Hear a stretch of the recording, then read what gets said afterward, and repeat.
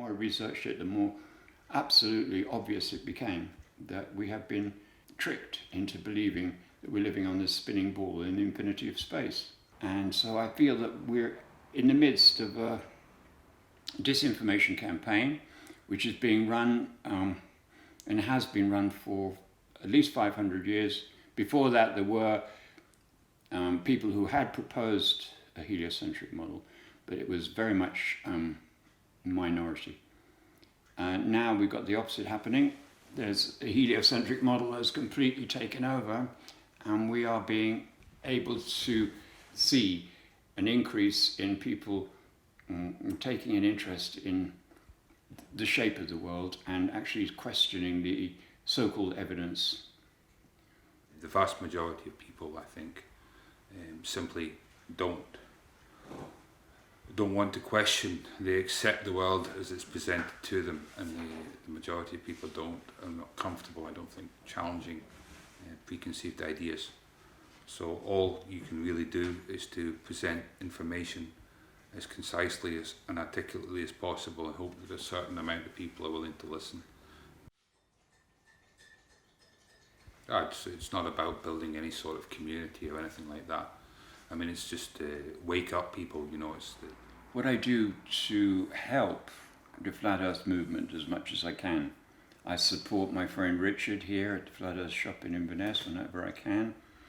I tell whoever is interested about it. I don't proselytize as like a preacher might or anything like that, but if people show interest, then I do tell them as much as I can hope they can handle.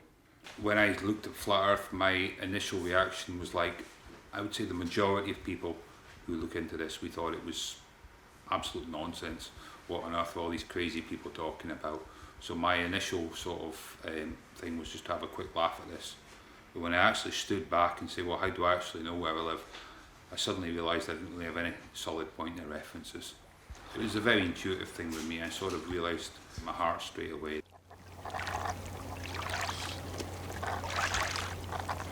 Experiment, I think you'll probably see what we did with the observation. It didn't go particularly well. All this basically is a test, that's all. I mean, this is just a test to get a visual. I mean, over 3 miles. We're only expecting 6 feet of curvature. If I can't see it from this distance, this is pretty much going to be a write-off. It's based on the theoretical curvature of the Earth. If you have a radius of 3,963 miles, you would expect a curvature of 8 inches per mile squared. So over a certain distance, you would expect certain things to be a certain distance over the horizon. Switch yourself on. Oh, this is a nightmare, son. I can't get you at all. I'm on. I'm staying on. Right, The switch only it. green light. It's the only green light that was constantly on. Callum, it's not that easy from here, son. Switch yourself off just now. Off and on. I have no idea what's going on. I'm at full zoom. Just put it on and see if I can pick it up.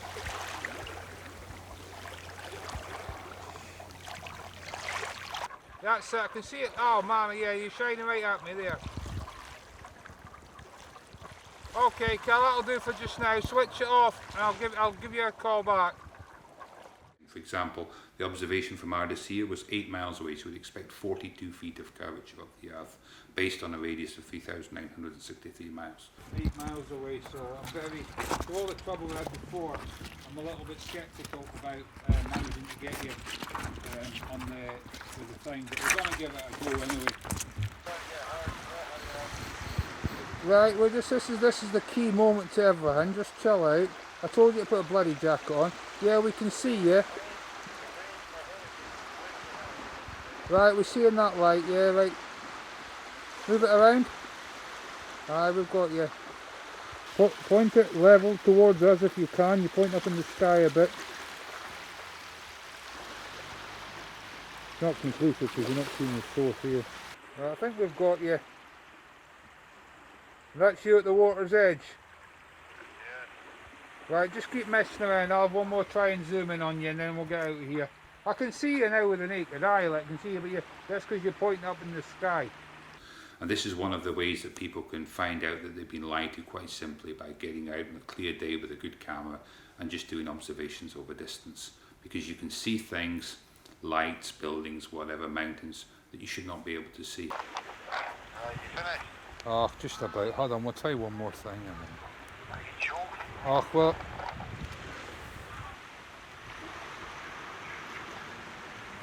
No, leave it. Leave it. I'm forgetting. Since I became a flat earther, Yeah, since you. Yeah. has a lot changed for me. I lost a lot of friends. No, I don't think a lot has changed. I'm a lot more excited about things. I feel a lot more interest in exploring further what's going on, because before I was getting very bogged down in trying to find my way through the absolute plethora of lies and disinformation that we've been told about our lives on this earth. The most important thing, I think, is an internal journey. You know, because I used to be a huge fan of the world in science, particularly because I had a very inquiring mind. And I think the most important thing is the sort of internal journey, to ask yourself questions, not to go around blaming people for the way the world is, but just to focus on yourself. So it's been quite difficult and painful in that regard to realise what a complete idiot I've been for most of my life. But you know, it's just I think that's elephants in the room don't go away. I think you just got to face up to these things.